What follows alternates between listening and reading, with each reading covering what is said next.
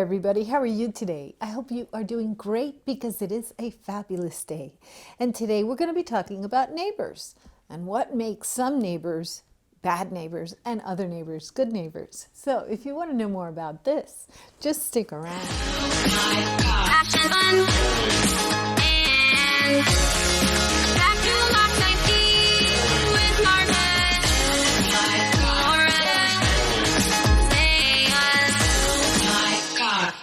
We all have that neighbor that we can count on, the one that we know is going to bring us the avocados or the mangoes or whatever they grow, and the ones that you can call and say, hey, can you check my gate? Did I leave it open? So those are the great neighbors, the people that are in your community that you can have a friendly conversation with and that you know you can help and they can help you. That's just great. I love having neighbors like that. You know, we can have a little bit of coffee, share some light conversation, and then just go on to our homes and live in peace. And that brings me to the bad neighbors. Everybody knows the typical neighbor that puts the music on super loud and you cannot have peace. That is a bad neighbor. Why do they do that? I can't figure it out because it's so common. It's such a common complaint. The nosy and noisy neighbors, okay? It's so common. I don't know why people continue to be loud like that. If you want to have music or you want to have a party or you want to scream at some person in your house, you have the right to do so. But if I can hear it, you shouldn't be doing it. Your neighbors deserve quiet. At least that's how I look at it. Because maybe when you're having a party or having loud music or even loud conversation, maybe they need to sleep because they have to get up early in the morning. So even though you might think it's a reasonable time to make a lot of noise, it never really is if your neighbor can hear it.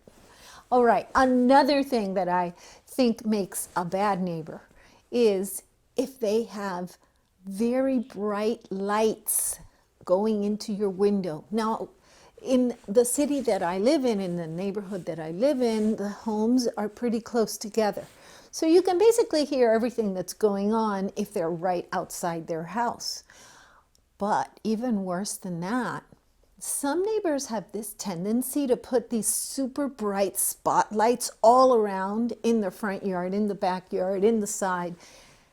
And those lights seep into your window. I'm the kind of person, I like to sleep in a dark, quiet place. And sometimes not even for sleeping, sometimes I like to go outside and guess what? I like to enjoy the stars.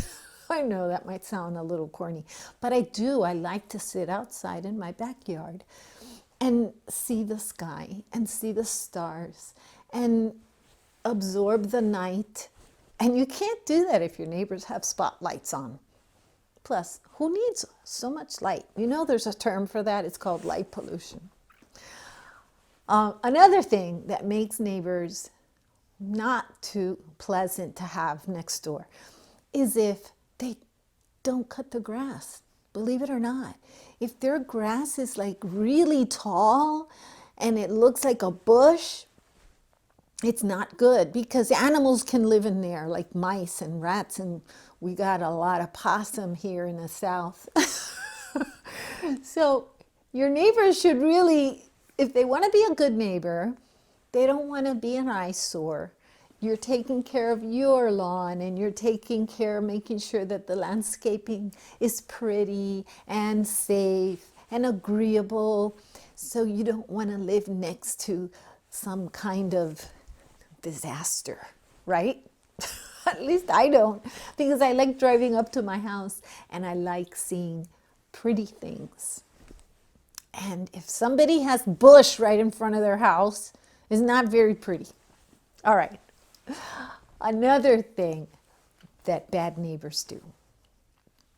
Bad neighbors don't care about putting trash all over their property. So it's their property. They can put trash all over it, but you have to see it. So a good neighbor makes sure that their area is clean, and when they're going to go throw out the trash, they put it out in the proper place for pickup. Now, am I sounding like I'm too demanding in regards to like neighbors? Or do you think that if you go outside, you don't want to see a broken up couch in the middle of the lawn next to wood beams and construction debris? Am I asking for too much? I don't know. But I think it's important that you live in a nice, clean, pretty place. As a matter of fact, there was a study that they called the broken window study, where they actually took a neighborhood that had high crime and they fixed it up. They fixed the aesthetics, and that's why they call it broken windows. So the windows were fixed and the walls were painted and the debris and trash was thrown away and the crime went down. Why do you think that is? Because people are emotional people. They're feeling, their surrounding affects them. So if you live in a place where everything is trashed out and it's all ugly, you're going to feel that way, and you're going to feel, this is not worth taking care of, and I live here, so I'm part of this whole negative vibe situation. Whereas if you live in a place where everybody takes care of the aesthetic value just so that it is pleasant, then you have a very positive vibe where you live and you feel good, and it affects your life and it affects your neighbors and it affects everything. So be a good neighbor. Share those extra avocados and mangoes. That's also being a good neighbor. But more important than that, remember to live in a conscious way where you consider other people's feelings and where you realize that you're not alone and that your actions affect others. So that's what I wanted to share. Do you have any bad neighbors that you want to share what they do so that maybe they'll read it and they won't do it anymore? Go ahead and share below. Let me know what I left out, or let me know if I'm asking for too much. Either way, I do hope that you liked this video. Please click that like button and subscribe. It's free after all. But more important than all of that, I hope that you have a day filled with peace, love, and joy. Bye-bye.